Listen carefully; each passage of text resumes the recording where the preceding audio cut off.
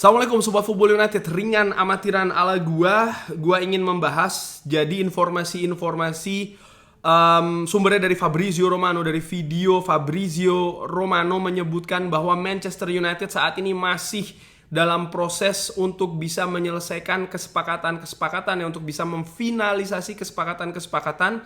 Fabrizio Romano mengatakan Denzel Dumfries, Van der Sar dan juga Mazraoui ini ada dalam daftar bek kanan yang diincar oleh Manchester United, tapi Manchester United butuh untuk melepas Aaron Wan-Bissaka dulu ya, untuk bisa mendatangkan uang ataupun dana yang bisa mereka pergunakan untuk mendatangkan bek kanan baru. Tentu saja ini dalam rangka untuk meningkatkan kualitas ya dari bek kanan Manchester United. Nah, dari sisi lain ya, atau dari pemain lain, De Ligt dikabarkan Bayern Munchen menginginkan 50 juta euro. Mereka dalam situasi yang tidak bagus ya, di mana pemain baru yang mereka datangkan yaitu adalah Ito menderita broken foot ataupun patah kaki, dan Bayern Munchen saat ini sedang memproses, dan Jonathan Tah pun juga menunggu Bayern Munchen.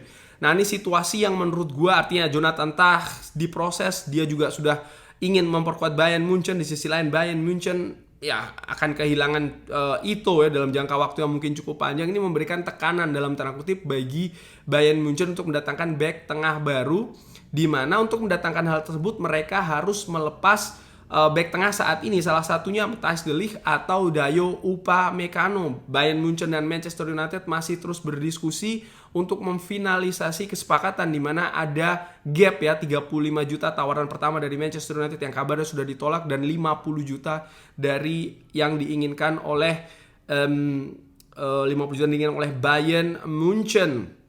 Lalu di kabar lainnya, Jadon Sancho terkait dengan kemungkinan ke PSG, Fabrizio Romano mengatakan ini salah satu kemungkinan, salah satu opsi, bukan opsi yang pertama. PSG sebelumnya menginginkan Kvaratskhelia dari Napoli, tapi klub dari selatan Italia ini tidak ingin menjual Kvaratskhelia, sehingga PSG saat ini mencari opsi-opsi lain ya, pemain-pemain yang akan didatangkan khususnya untuk mengisi posisi sayap kiri. Jadon Sancho ada di daftar tersebut. PSG disebutkan sudah melakukan kontak dengan agen dari Jadon Sancho, tapi Fabrizio Romano mengatakan belum ada pergerakan yang lebih konkret dari hal tersebut, karena sekali lagi Jadon Sancho ini hanya, dalam tanda kutip hanya ya, sebagai salah satu opsi untuk mengisi posisi sayap serang sebelah kiri dari Paris Saint-Germain. Dan terakhir Fabrizio Romano juga menginformasikan terkait dengan Ugarte yang sekarang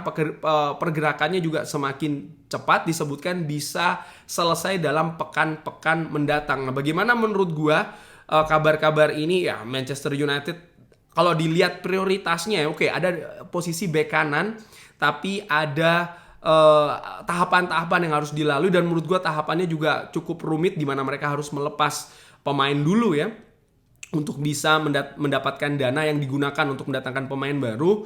Sementara situasi dengan De Ligt nampaknya ini masih terhenti. Gua melihat nampaknya bisa jadi saat ini ya prioritas itu ada pada posisi gelandang tengah. Manchester United sudah mendatangkan penyerang, artinya posisi penyerang ya, pemain baru, lalu juga center back yang baru, Leny Yoro, walaupun sedang cedera saat ini.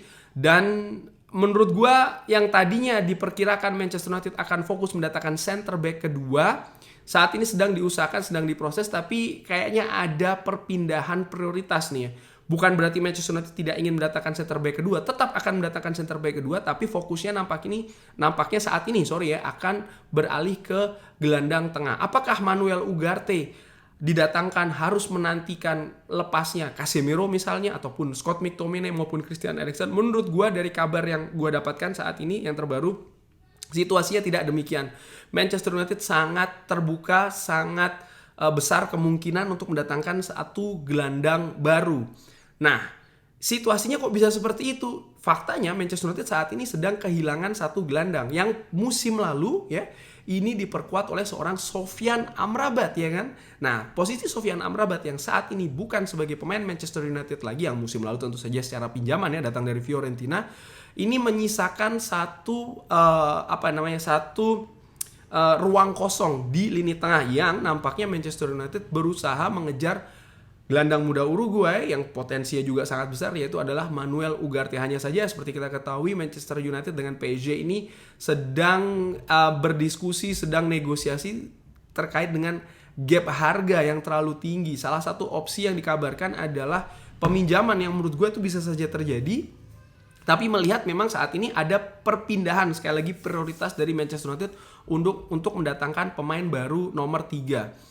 Sangat menarik ya, Manchester United sangat dinamis menurut gue dengan strategi yang berbeda dibanding dengan musim lalu, di mana mereka tidak menunggu terlalu lama untuk memproses seorang pemain ketika memang ada halangan. Sebut saja contohnya Matthijs de Ligt negosiasi dengan Bayern Munchen, mereka secara cepat berpindah nih menurut gue secara yang amatiran dengan membidik posisi lain dulu, posisi yang bisa diamankan. Nah, khusus untuk Matthijs de Ligt sendiri secara personal, ya dia sudah sepakat dengan Manchester United dan saat ini tidak ada klub lain yang mengincar Matthijs de Ligt. Jadi hanya Manchester United, sehingga Manchester United juga dalam posisi tidak harus terburu-buru ya, karena tidak ada saingan nih. Berbeda misalnya dengan Leny Yoro, di mana pada saat itu ada Real Madrid juga akan yang mendekati secara intensif, sehingga saat ini digeser menurut gua ke Manuel Ugarte. Kita lihat apakah akan Manuel Ugarte yang jadi datang ketiga ya, pemain baru ketiga. Bagaimana menurut Sobat Football United? Akankah pemain ketiga yang datang Manuel Ugarte atau justru pemain lain, atau justru tidak ada yang datang lagi? Seperti biasa silahkan drop di kolom komen. Terima kasih sudah menyaksikan. Jangan lupa like, sholat dan juga subscribe. Wassalamualaikum warahmatullahi wabarakatuh. Thank you.